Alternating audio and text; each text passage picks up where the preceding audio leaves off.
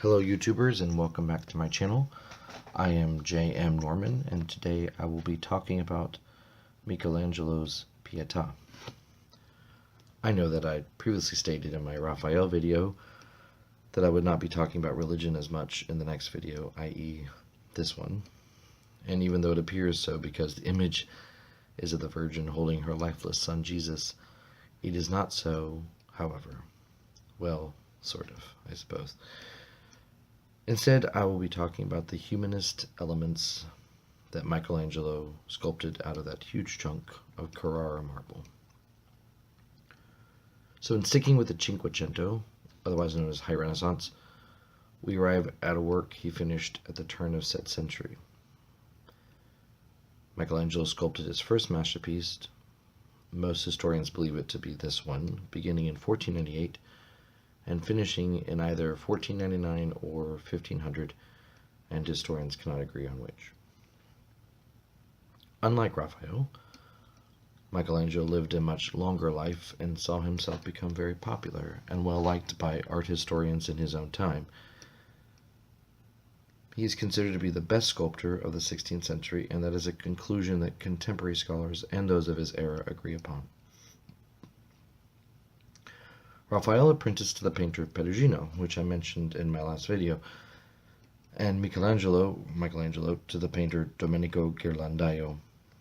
Both of these masters were considered frightfully amazing for their day in the Quattrocento, otherwise known as the 1400s part of the Renaissance, a term that loosely includes most of the 15th century, but is not considered the High Renaissance that Raphael, Michelangelo, Titian, and to a lesser extent Leonardo are known to have fostered, engendered, and ultimately set in stone for future generations to admire. I'll have 3 slides of the works I'm citing at the end of this video essay, so don't worry about trying to look them up now if you don't want to. All of the slides are going to be cited at the very end. Now on to a quick biography up to his Pietà. Michelangelo's father wanted him to follow in his footsteps. Politics or banking or commerce. However, he wanted to be a sculptor. And at a very young age, too. Surrounded by sculptors and close to the quarry, where they mined the very expensive and well-renowned Carrara marble, he had his heart set on just that. So with the help of a few connections, his father apprenticed him to Ghirlandaio. He soon grew tired of that, and with his grandmother's assistance, he went to live at the Medici Palace in Florence, which was a stark contrast from his plain country villa where he had grown up. And I should add that on his grandmother's side, he was related to the Medicis somewhere back in the past, very far back in the past. At the Medici Palace, or the Palazzo de Medici Riccardi, he was surrounded by thinkers, poets, philosophers, artists, sculptors, statesmen, bankers, merchants, and most of all, Lorenzo de Medici, who is, even though he's probably a very ruthless man, he fostered and he patronized many artists of his day and architects. It was here, or there, so to speak, that he began to perfect his sculpting. After the Medici family briefly lost power in Florence, mostly due to Savonarola, who wanted to usher in a theocratic government. He was this friar of some sort. He was, he's a big pain in the ass. Michelangelo moved to Bologna, where he impressed his new patrons as well, but soon grew tired of that life and headed to Rome, where he was commissioned to sculpt something to entice the patronage of the wealthiest cardinal in Rome, Raffaele Riario. And before he moved there, though, he attempted to finish some altar statues that had been commissioned some time before by another sculptor. Another sculptor should have finished them. So he ended up taking the commission, but he still didn't really finish them. In Rome, Riario had the most extensive collection of sculpture from antiquity, and it is here that Michelangelo began to mold, so to speak, his sculpting style. In order to prove how great of a sculptor he was, he carved Bacchus, but the cardinal was unimpressed. However, his genius caught the eye of a French cardinal named Jean de Billard, who commissioned the Pietà, the piece I'm going to talk about today. this idea of the Virgin holding her lifeless son, a motif or theme, so to speak, was more common in Germany and a little bit in France, not as much as in Germany, but common in France as well, than in Italy, where it tended to be the Madonna and the Child in Italy. That's the more common theme, that is. Now, it was supposed to be a funeral piece, the Pietà, that is, placed at the head of Jean de Belaire's tomb, and therefore directly on the ground, whereas today it is on a pedestal and in a light that is, or in the light that it's not supposed to have, or was not intended to have. Now, it was eventually moved to St. Peter's, where it has stayed ever since, and even though it no longer is in situ is a phrase that's used by art historians to describe artwork that's still in its original setting, it is still nonetheless magnificent to behold. So without any further digression, let us proceed to the aforementioned piece.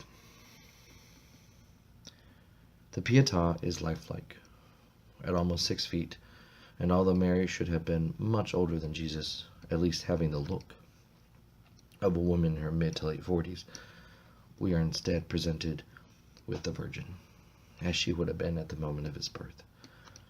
Even though Jesus himself is sculpted as someone who has had the life taken out of him, and sculpted at the appropriate age he was when he died.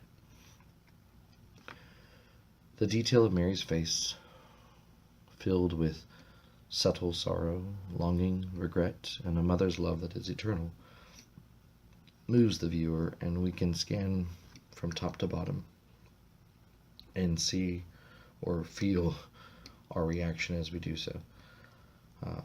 And as we do this, we see that her maternal strength simply holds him upon her lap with one arm, as one would a sleeping baby, even though he would have weighed well more than this,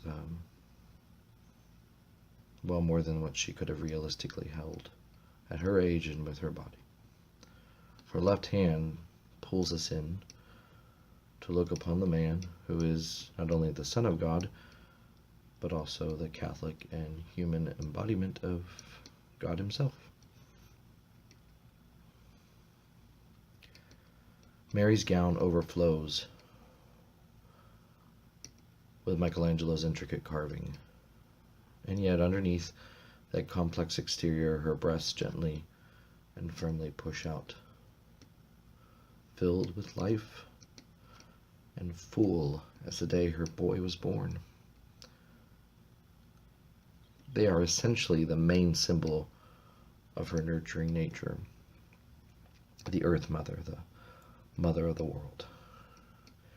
And as you scan further down towards the bottom right of the piece, Michelangelo has carved a small tree stump, primarily as a means to keep Jesus' foot from breaking off, but also as William E. Wallace writes in his book, Michelangelo, The Complete Sculpture, Painting, Architecture, a small tree with grasping roots, at once a naturalistic detail and also a symbolic suggestion of life after death.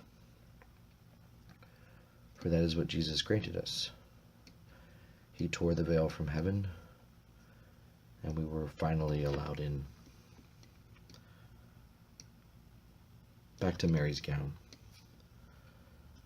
Something which the artist carved to be so large represents her ability, nay, desire, to blanket us, to take us into her bosom, and to comfort us in our darkest of times. Michelangelo blankets us with this humanism as well. Furthermore, the piece was originally intended to be seen up close, as opposed to today where it is behind bulletproof glass. This original design and intention would have allowed the believers and the pilgrims a chance to touch his smooth sculpture. He also carved a thin line upon her brow, which in its original placement and original light would have cast a shadow over her face, thus providing the funeral veil of a mother in mourning The light and the dark would have formed an obvious duality, which I suppose still exists today, but in a far different way. The duality of a Jesus presented outward for us all to take as he slips off of her lap, and we rush towards him to grasp him, to hold him, to pull him towards us. And Mary remains stoic and still, perfectly still and calm, inwardly mourning as we mourn outwardly.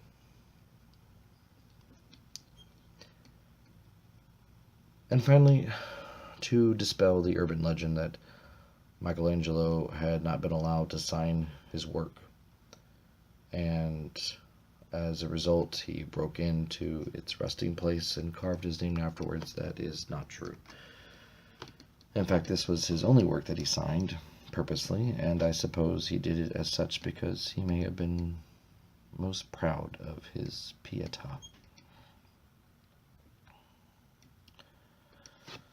So, I know I mentioned earlier in the previous video essay on Raphael, I stated that I wasn't going to delve so much into the religiosity of the next piece, that is this Pietà, and it might have appeared that I've done so, but I hope, like in the last video, it was the penultimate truth. It was the, as Joseph Campbell says, myth is the penultimate truth, and I'm not saying, and not to piss off anybody and say that Catholicism is a myth, even though personally I might believe it to be so, I still, though, take the symbolism of something as powerful as this piece, and it affects me.